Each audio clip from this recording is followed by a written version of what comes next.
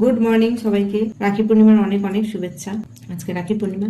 তবে আমার মনে হয় বর্তমানে যে পরিস্থিতি চলছে আমাদের দেশে, গোটা দেশ জুড়ে, বাইরে, রাজ্যে, তাতে এবছর প্রত্যেকটা বোনের, প্রত্যেকটা ভাইয়ের কাছে এটাই দাবি থাকবে যে প্রতিবাদ চলছে বিচারের জন্য, নিরাপত্তার জন্য, তাতে যেন প্রত্যেকটা ভাই প্রত্যেকটা বোনের পাশে দাঁড়ায় এবং সহযোগিতা করে একটা সুস্থ, একটা নিরাপদ সমাজ তৈরি করার।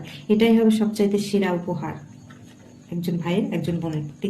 শুধুমাত্র নিজের বোনের বেলায় শের হলাম আর অন্যের বোনকে দেখে একটা কুকুরের মতো দৃষ্টি দিলাম, একটা লালুসার দৃষ্টি দিলাম, সেটা যেন না হয়। তবে হ্যাঁ, আমি এটা বলবো, এই কথাগুলো সব পুরুষ মানুষের জন্য নয়।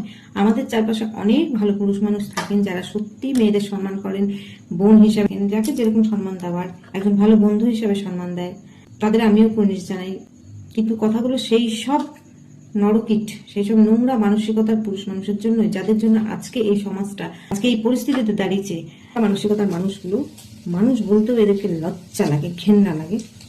মানে নরকের কীটগুলো যাতে যথাযথ শাস্তি পেয়ে সমাজ থেকে সমূলে উৎপাটিত হতে পারে, এটাই দাবি। একটা ভাই প্রত্যেকটা বোনের পাশে এই লড়াইয়ে থাকুক আর একটা সুস্থ, সুন্দর, নিরাপদ সমাজ প্রত্যেকটা বোনকে উপহার হিসেবে দাও। সেটাই হবে রাখির যথার্থ উপহার।